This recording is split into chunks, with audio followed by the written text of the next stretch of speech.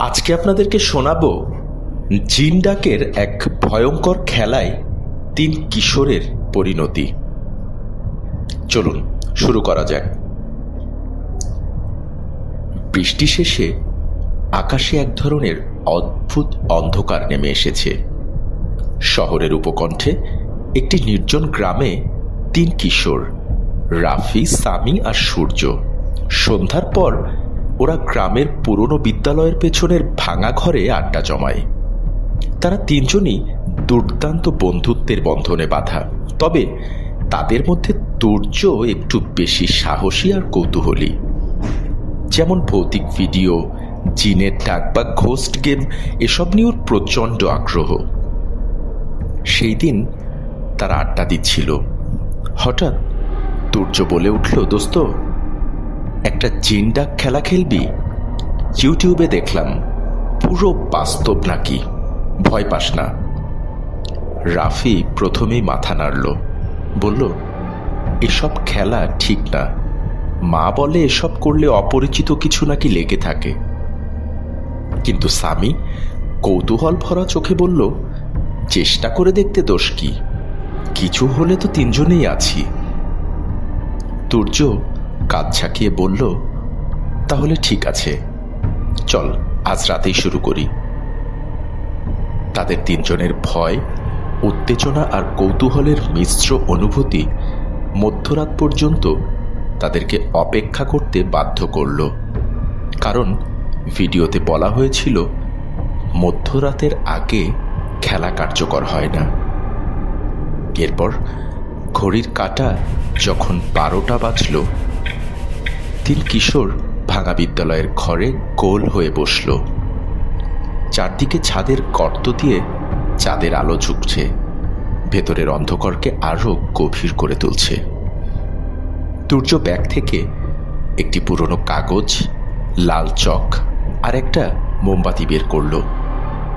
এগুলো সে ইউটিউব থেকে শিখেছে।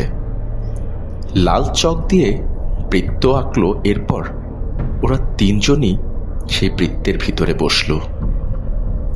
রাফি ভয় পেলেও বাকি বন্ধুদের চাপে সেও বসে পড়ল। তারা বৃত্ত এঁকে মাঝখানে মোমবাতি জ্বালালো। তুর্য চোখ বন্ধ করে শেখা মন্ত্র পাঠ করতে লাগল। হে অদৃশ্য সত্তা, যদি শুনে থাকো আমাদের ডাক, তবে তোমার উপস্থিতি আমাদের জানান দাও। মোমবাতির শিখা হঠাৎ লম্বা হয়ে উঠল।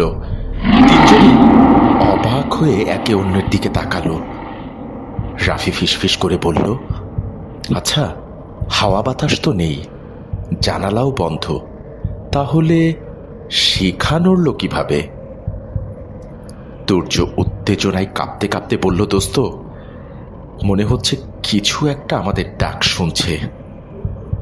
সামির গলা শুকিয়ে এলো, কিন্তু খেলা থামানোর আগেই অদ্ভুত সব ঘটনা ঘটতে শুরু করলো। মোমবাতির আলো হঠাৎ নিভে গেল।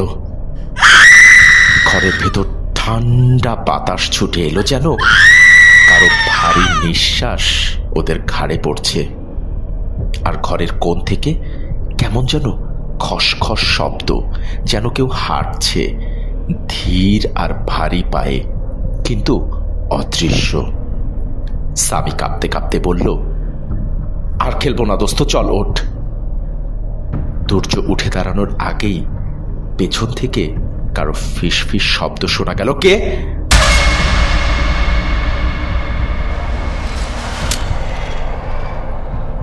আমাকে ডেকেছ? শব্দটি 3 জনেরই বুকের রক্ত হিম করে দিল। এ যেন এক অদৃশ্য সত্তার আক্রমণ। রাফি কেঁদে ফেলল, তুর্য প্লিজ এটা বন্ধ কর, মন্ত্র কিছু একটা বল।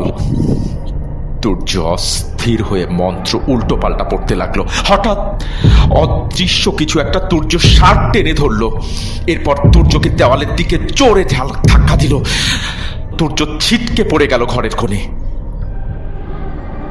রাফি আর সামি ছুটে গেল ওকে তুলতে, কিন্তু তুর্য চিৎকার করে উঠল, আমার কানে কেউ ফিসফিস করছে, বলছে তোরা আমাকে বিরক্ত করলে আমি তোদের শাস্তি দেব। তার চোখ দুটো লাল হয়ে উঠতে লাগলো, মুখে যেন ভয়ঙ্কর ছায়া নেমে এসেছে। সামি আতঙ্কে রাফিকে বলল, দোস্ত, আমাদের এই বৃত্ত যেভাবেই হোক ভাঙতে হবে, না হলে এটা আমাদের ছাড়বে না। রাফি কাপা হাতে বৃত্তের এক জায়গায় লাইন মুছতে চেষ্টা করলো। ঠিক তখনই কেউ অদেখা শক্তি দিয়ে তুর্যকে মাটির উপর টেনে নিয়ে যেতে শুরু করলো, যেন ঘরের অন্ধকারে কেউ ওকে লুকিয়ে ফেলতে চাইছে। তুর্য চিৎকার করতে লাগলো, বাঁচাও, আমার পা টেনে নিয়ে যাচ্ছে। রাফি আর সামি ওকে চাপটে ধরলো, কিন্তু শক্তিটা এতটাই ভয়ঙ্কর ছিল যে তারা দুজনেই ছিটকে পড়ে গেল। কিছুক্ষণ পর হঠাৎ সব শব্দ থেমে গেল, পুরো ঘর নিস্তব্ধ।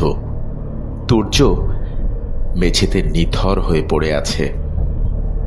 রাফি আর সামি কাঁদতে কাঁদতে প্রচণ্ড ভয়ে তুর্যের নাড়ি পরীক্ষা করল। কোনো সাড়া নেই, তার চোখ দুটো খোলা, কিন্তু সে প্রাণহীন। দুজনেই চিৎকার করে গ্রামে দৌড় দিয়ে মানুষ ডাকলো। সকাল হয়ে এলো। পরদিন সকালে পুরো গ্রাম ভাঙা স্কুল ঘরের সামনে জড়ো হলো। পুলিশ এলো, পরিবার এলো, কিন্তু তুর্যের মৃত্যুর কোনো চিহ্ন পাওয়া গেল না। না কোনো বিষ, না কোনো আঘাত, না কোনো হৃদরোগ। এ এক অদ্ভুত মৃত্যু, অস্বাভাবিক মৃত্যু। পিচ্ছিল মেঝেতে শুধু একটাই চিহ্ন, যেখানে বৃত্ত আঁকা ছিল সেখানে কালো দাগ জমে গেছে, যেন আগুনে পোড়া। রাফি আর সামি সেই দিনের পর থেকে আজও স্বাভাবিক হতে পারেনি। রাত হলে ওদের ঘুম আসে না। কেউ ফিসফিস করে বলে, এখনো আমি ছেড়ে যাইনি। আর তুর্যের কবরের আশেপাশে কয়েকজন গ্রামবাসী মাঝরাতে কেমন অদ্ভুত সব ছায়া দেখেছে, যেন কেউ কেউ শিশু কণ্ঠে ফিসফিস করে মাঝে মাঝে। ভৌতিক খেলা, জিনের ডাক, এসব কৌতূহলবশত করার মতো আসলে কোনো বিষয় না। অদৃশ্য জগতের সাথে খেলা সত্যিকার অর্থে কখনোই খেলা থাকে না। রাফি আর সামি তাই তো আজও মানসিকভাবে ভেঙে আছে। আর তুর্য, সে হয়তো তার ভুলের শাস্তি দিয়েছে সবচেয়ে ভয়ঙ্কর পরিণতিতে।